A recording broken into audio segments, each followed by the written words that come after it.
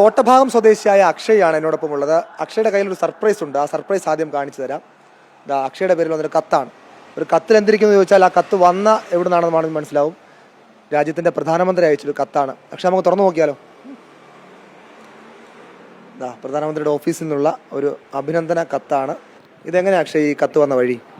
കത്ത് വന്ന വഴി ഞങ്ങളുടെ ഒരു ബ്ലോക്ക് പഞ്ചായത്ത് മെമ്പറുണ്ട്, ദിനേശ് ചേട്ടൻ തന്ന പാസ് വഴി ഇന്ത്യയുടെ പ്രചരണത്തിന് അപ്പം ഫ്രണ്ടിൽ ഇരുന്ന് മോദിജിയുടെ തിരുവല്ലയിൽ പോയി മോദിയെ കണ്ടു.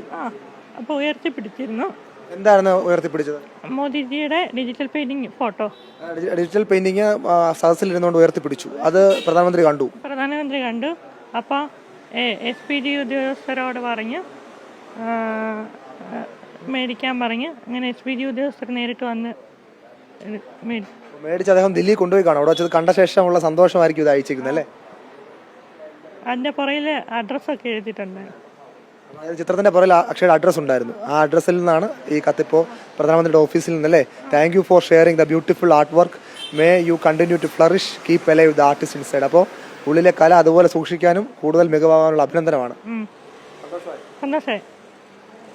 കിട്ടിയപ്പോൾ പ്രതീക്ഷ ഇങ്ങനെ ഒരു വരുമെന്ന് പ്രതീക്ഷിച്ചോ? കത്ത് വീട്ടിലോടൊക്കെ പറഞ്ഞു. സന്തോഷമായി. പ്രധാനമന്ത്രി പറഞ്ഞതുപോലെ ഇനിയും കൂടുതൽ ചിത്രങ്ങൾ വരയ്ക്കാൻ അദ്ദേഹം പറയുന്നത്. ചിത്രരചന മാത്രമാണോ ഉള്ളത്? വേറെ എന്തൊക്കെ ആക്ടിവിറ്റി ഉണ്ട്? ഫോട്ടോഗ്രാഫി. സന്തോഷമായി. എന്നാലും ശാരീരിക വെല്ലുവിളികളൊക്കെ നേരിടുന്ന ആളാണ് അക്ഷയ്. അതൊക്കെ മറികടന്നുകൊണ്ടാണ് ഡിജിറ്റൽ പെയിന്റിങ്ങും ഫോട്ടോഗ്രാഫിയൊക്കെയുമായിട്ട് മുന്നോട്ട് പോകുന്നത്. അപ്പോൾ പ്രധാനമന്ത്രി നരേന്ദ്രമോദിയും അദ്ദേഹത്തോട് പറയുന്നതാണ്, അങ്ങ് തന്ന ചിത്രം എനിക്ക് ഇഷ്ടപ്പെട്ടു, ഡിജിറ്റൽ പെയിന്റിംഗ്, കൂടുതൽ ചിത്രങ്ങൾ വരയ്ക്കുക, സന്തോഷമായിരിക്കുക. ആ ആശംസയും അനുഗ്രഹവുമാണ് മോദി അദ്ദേഹത്തിന്റെ ഒപ്പു ചാർത്തിയുള്ള ഈ ആശംസാ കത്തിലൂടെ അക്ഷയെ അറിയിച്ചിരിക്കുന്നത്. പത്തനംതിട്ടയിൽ നിന്ന് പ്രസാദ് വെട്ടിപ്പുറത്തിനൊപ്പം കൃഷ്ണമോഹൻ, ഏഷ്യാനെറ്റ് ന്യൂസ്.